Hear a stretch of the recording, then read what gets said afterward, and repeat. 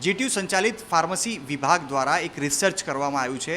આ રિસર્ચની જો વાત કરીએ તો ડાયાબિટીસ અને બ્લડ પ્રેશરની જે દવાઓ છે તેની અંદર કેટલાક એવા રસાયણ જોવા મળ્યા છે જે આગામી દિવસોમાં એટલે કે ભવિષ્યમાં આ દવાઓના સેવનથી કેન્સર થવાનો ડર રહેલો છે. આપણી સાથે જીટીયુના પ્રોફેસર અને જે બંને પ્રોફેસરોએ રિસર્ચ કર્યું તે પણ ઉપલબ્ધ છે, તેમનાથી વાત કરીશું.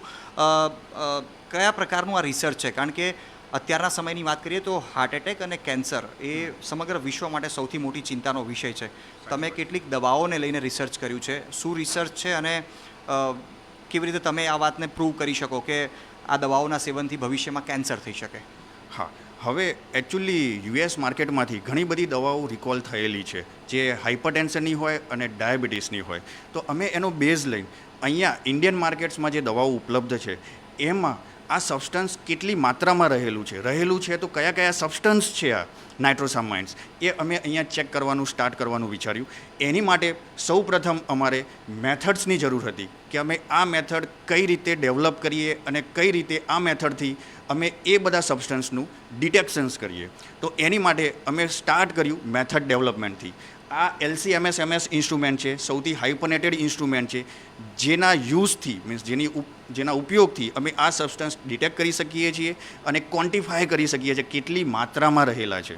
તો પહેલાં અમે ડાયાબિટીસ અને હાઇપરટેન્શન્સની દવાઓ લીધી, રાઈટ, બિકોઝ એ સૌથી માત્રામાં વેચાય છે આપણા ઇન્ડિયન માર્કેટ્સમાં. અને એ દવાઓ એવી છે કે ક્રોનિક ડિઝીઝ છે કે જે કોઈ દિવસ બંધ થવાની નથી, રોજે લેવાની જ છે, રાઈટ. તો અમે એ સિલેક્ટ કરી અને એની મેથડ ડેવલપ કરવાનું ચાલુ કર્યું.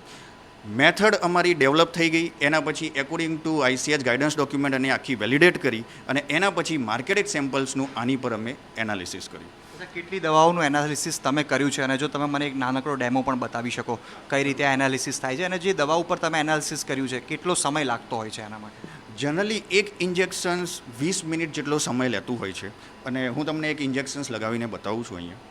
તો આપ દ્રશ્યમાં પણ જોઈ શકો છો જે પ્રકારે મેથડ વિકસાવવામાં આવી છે એ મેથડ પ્રમાણે જે પદ્ધતિ વિકસાવી છે તેમાં લગભગ 20 મિનિટ જેટલો સમય લાગતો હોય છે.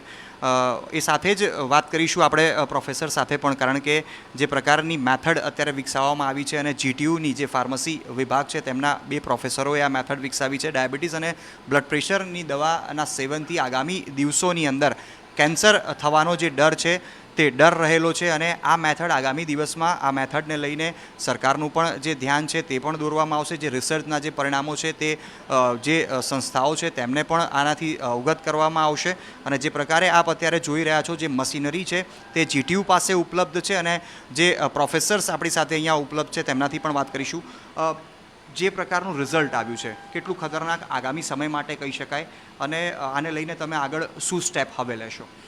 અમે લગભગ ઇન્ડિયન માર્કેટમાં જે બીપી અને ડાયાબિટીસની દવા વેચાઈ રહી છે જેમાંથી લગભગ 15 કંપનીઓના 60 જેટલા સેમ્પલનું એનાલિસિસ કર્યું હતું, જેમાં નાઇટ્રોસામાઇનનું જે પ્રમાણ છે જે USFDA એટલે કે United state of food and drug administration છે એને આપેલી લિમિટ કરતાં 2 થી 60 ગણી વધારે હોવાનું માલુમ પડ્યું હતું.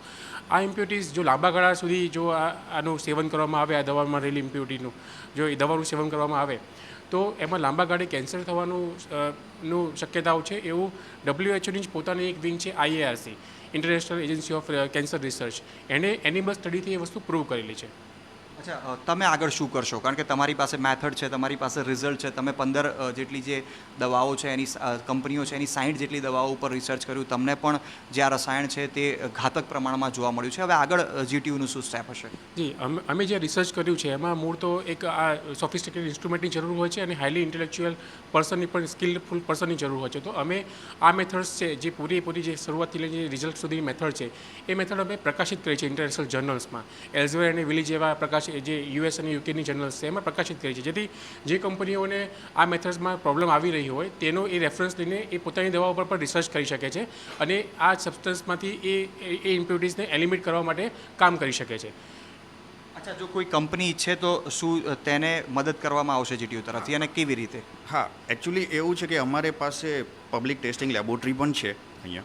તો અમે અહીંયા એ કંપની કે જે લોકો પાસે આ મશીન નથી LC-MS કેમ કે આ હાઇપરનેટેડ ટેકનિક્સ છે, ઇન્ટેલેક્ચ્યુઅલ યુઝ થાય છે જેવું પ્રોફેસર સરે કીધું, રાઈટ.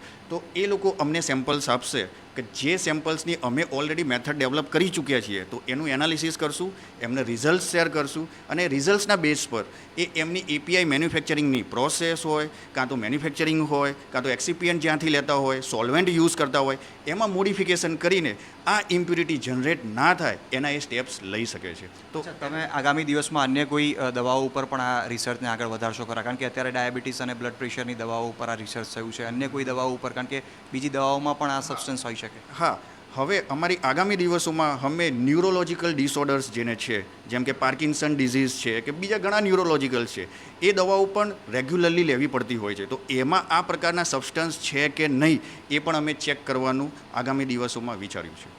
તો કેન્સરનું પ્રમાણ સતત વધતું જઈ રહ્યું છે અને ડાયાબિટીસ અને બ્લડ પ્રેશરની વાત કરવામાં આવે તો અનેક એવા લોકો છે કે જેમને આ પ્રકારની દવાઓનું સેવન રોજબરોજ કરવું પડતું હોય છે અને જે પ્રકારનું સંશોધન અને રિસર્ચ પણ થયું છે તેના કારણે કેટલીક દવાઓમાં કેટલાક રસાયણ કે જે માત્ર 0.03% હોવા જોઈએ જેના કરતાં 2થી લગભગ 30થી 50 ગણા વધુ જોવા મળ્યા છે. તેને લઈને જે રિસર્ચ સામે આવ્યું છે એને લઈને આગામી દિવસની અંદર જીટીયુ તરફથી પણ રિસર્ચમાં સહાયતા કરવામાં આવશે. જો કેટલીક કંપનીઓ પોતાની દવાઓનું પણ જો ચકાસણી કરવા માગે તો તેની ચકાસણી કરી આપવામાં આવશે. પરંતુ આગામી દિવસમાં જો એસિડિટીની પણ વાત કરીએ અથવા તો ન્યુરોને લગતી કેટલીક દવાઓની વાત કરીએ તેને લઈને પણ જીટીયુ રિસર્ચ કરશે. કેમેરામેન અમિત સાથે અતુલ તિવારી, ઝી મીડિયા, અમદાવાદ.